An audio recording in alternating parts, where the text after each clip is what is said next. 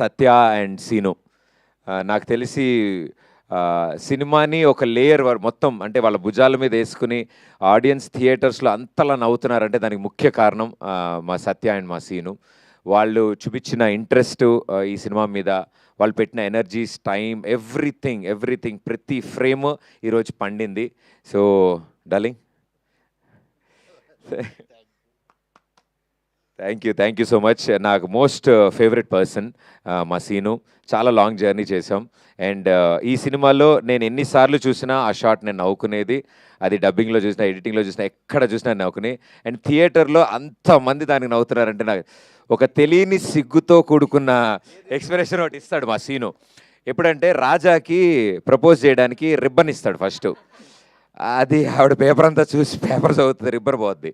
దాని నెక్స్ట్ కొంచెం గ్యాప్ తీసుకుని రోజా పువ్వు తీస్తాడు. ఆ గ్యాప్లో ఒక ఎక్స్ప్రెషన్ ఇస్తాడు. అంటే అది సిగ్గుతో కూడుకున్న భయం వల్ల వచ్చిన ప్రేమ. అది సీను నా కోసం ఒక్కసారి రాజా, ఒకసారి రాజా వస్తే ఎక్స్ప్రెషన్ వస్తుంది. సర్లే నేను అడిగారు మేస్త్రి పక్కలే ఇక అది రోజు ఇస్తా చూడండి.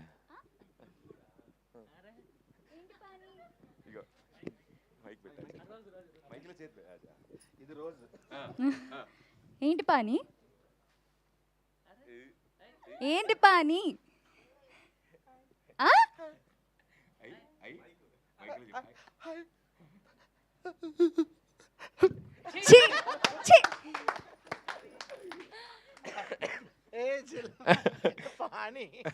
మొత్తం పానీ, బిలాల్ జలాల్.